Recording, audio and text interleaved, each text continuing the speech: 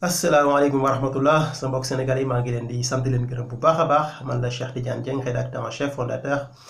site internet bi ñu wax lecourrier-du-soir.com nekk fii ci Paris. ñëwaat di waxtaan yéen ci lu xew suñu réew Sénégal comme ni ma koy defee saa su ne di remercier di féliciter suñu jàmbaar yi les lions de la Teranga ci Coupe d'Afrique bi nga xam ne def nañ ko dëgg yàlla def nañ parcours bu am solo ay jàmbaar dëgg lañ. ñàkk nañ waaye nag incha allah ñu ngi ci yoon bi jàpp naa ni bu daggul rek dina mës a dikk incha allah dinaa bu daggul dikk kon nañ jàpp rek bañ a bàyyi incha allah gëm naa ni ak équipe bi ñu yor ak détermination bi ñu am ak fulla ak fayda bi ñuy wane gëm naa ni incha allah war nañoo mën a qualifier coupe du monde tey dem coupe d'Afrique bii di ñëw war nañoo mën a jëlaat incha allah te incha allah dina mës a ñëw nañ jàpp rek bañ a bàyyi kon maa ngi leen di sargal bu baax a baax delluwaat di waxtaan suñu sama mbokk sénégalais ci li xew suñu réewu Sénégal rek mooy affaire Aliou Sall bi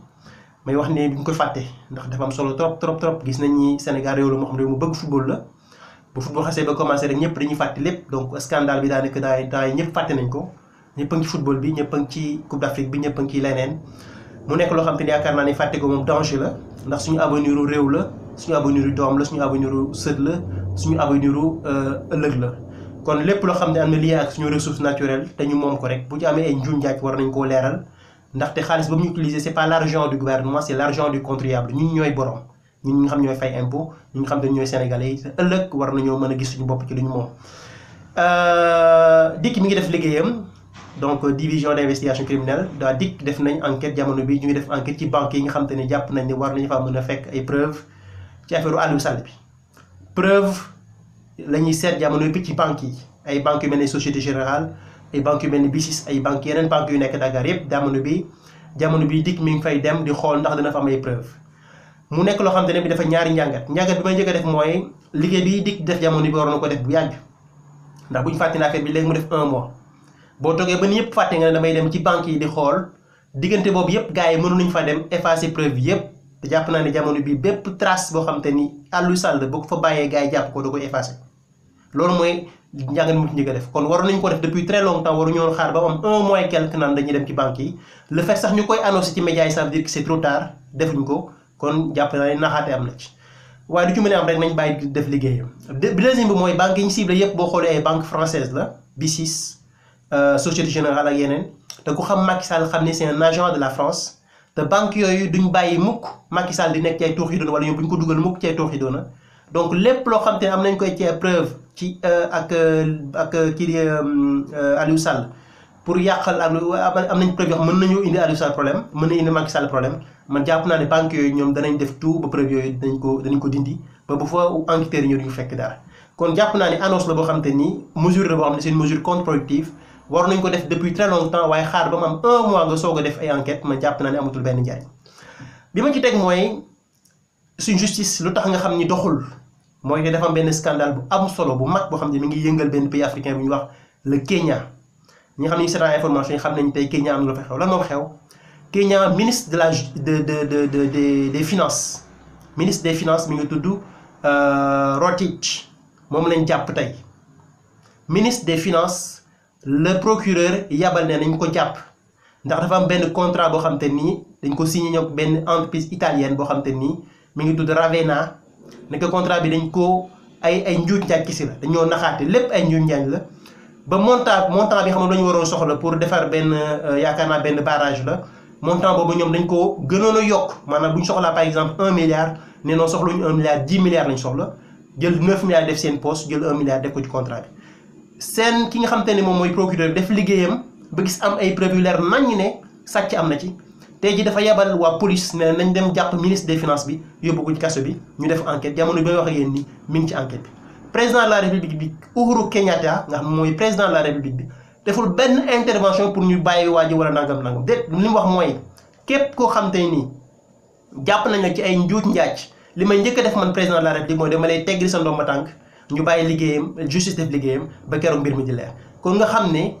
justice ku ne amul Afrique da ngay nax sa bopp am na Afrique de dafa am ñu ko dul appliquer am ñu koy appliquer Kenya ñoom ñu def jéego yi am solo ci justice ndax tey jii président de la République ak doolu ñi am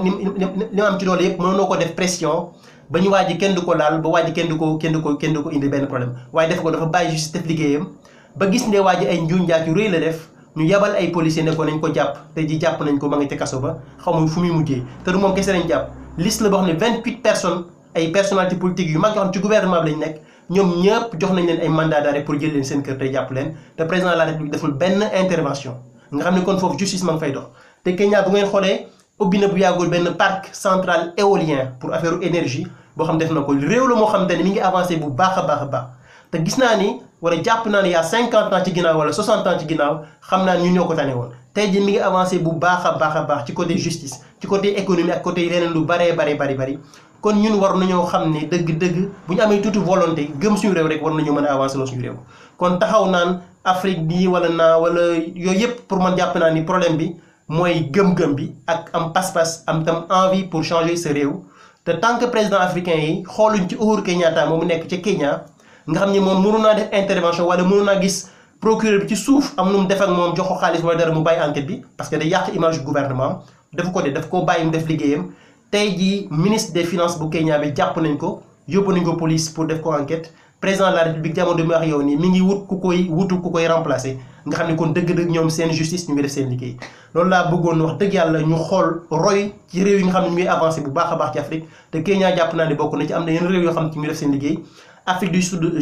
Sud Jacob Zuma ma fa nekkoon président jamono bi ñu ngi koy yóbbu ci tribunal muy jox di ko enquête pour mu wax ndax xaalis nga xam ne moom lañ koy jiñ na ko moo ko sàccoon moom waaw moo ko def waaw wala ak yeneen nga xam ne kon yooyu yëpp dafa nekk loo xam te ni waroon nañ cee mën a roy ñun les ministres wala ñi nga xam ne ñoo jege président de la République ce ne sont pas des gens intouchables ay citoyens lañ comme ñëpp des justiciables bu ñu defee njaaxum war nañ leen mën a jàpp yóbbu leen ci tribunal bi def enquête bu leen fàtte ne Aliou Sall toog nañ lu yàgg mu soo ko yóbbu dik bu leen fàtte ne Aliou Sall kenn deful perquisition ca këram wala ci bureau bu leen fàtte ne Aliou Sall dañoo toog 1 mois après l'affaire ñu soog ñu wax ne ñu ngi xool compte bancaire mi am yëpp yooyu yëpp war nañu ko def depuis très longtemps waaye am justice boo xam ne dafa lafañ ngeen jégal ma ci kàddu gi dafa am ay maanaam ni muy fonctionner moo doxul moo tax xëy na ñu yegg si bi ñu yegg si waaye bu ñu defoon suñu liggéey waroon nañoo mën a def lii yëpp depuis très longtemps gis preuve yi parce que kii di Aliou El Hadj Kassé prouvé na ne am na 250 000 yoo xam ne def nañ ko $250 000 yoo xam ne def nañ ko virement kon nga xam ni moom loolu mi wax am na fu mu ko teg te ci gouvernement bi la bokk waaye moom def ne rek mbir moomu ci affaire agriculture la affaire mbay la te ku ne xam ne du affaire mbay affaire pétrole la kon nga gis ni li ñuy taqal Aliou Sall yépp ay preuve la yu leer naññ waaye li ma ci metti rek danañ def benn parodie de justice ndax nit ñi naa leen ñu ngi def enquête fekk defuñ benn enquête bu ñu demee ba ci kanam ñu daal nëpp la affaire bi bàyyi lépp mu sedd te loolu dans une démocratie war nañ ko mën a accepter nañ xool ci Kenya mi ngi fonctionner bu baax a baax président de la république ba fa nekk tey mi ngi xool ku muy tabb ministre des finances ndax ministre des finances tam bi mu tegoon ci gouvernement bi jamono bi may wax ak yow mi ngi ci kaso bi jàpp nañ ko di ko defee enquête te mën naa fanaan ci kaso bi ndax procureur bi moom nee na am na ay preuve yu leer naññ ne sàcc gu rëy lañ def jël xaalisu askan wi ba pare yokku det seen bor réew dañ ko yokk ndax bi ñuy def financement yooyu ci projet boobu noonu dañoo leb xaalis bu bëri te nee na xaalis bu bëri boobu ñu leb noonu dafa am loo xam ne daf koy def ci impact seen bor seen dette nationale mu nekk loo xam te ni nga gis ne kon am na ay réew yoo xam ne wax dëgg yàlla Afrique ay jàmbaar lañ ñu def seen liggéey te kon bu ma sañoon sama réew Sénégal mën cee roy bu baax a baax te yaakaar naa lu mel noonu pour mu am Sénégal lu jafe lay doon surtout nag sous régime bi nga xam ne ci lañu nekk jamono bi kon loolu mooy mbir mi Aliou Sall ñu ngi xool compte bancaire mi ca banque yi nekk Sénégal yépp waaye man jàpp naan du dem fu sori ndax banque yooyu ñu lim man yi ma liir man ay banque française la te xam naa ni français yi duñ bàyyi mukk Macky Sall yi suux parce que seen intérêt def ci nekk te itam xam naa ni toog 1 mois après nga ni damay dem xool compte bancaire yi c'est trop tard parce que diggante boobu yépp li muy njëkk a def mooy effacer lépp loo xam ne preuve la ci compte bancaire am ba gars bi ñëwee duñu fekk dara kon jàpp naa ni enquête la boo xam te ni dama koy rafetlu waaye awma ci benn yaakaar maa ngi leen sant leen gërëm bu baax a baax leen jox dox daje fekk gémmi jamono yàlla ñu yàlla may fan gudd yokkuñ sutura te itam yàlla ñu yàlla jàppale jërë ngeen jëf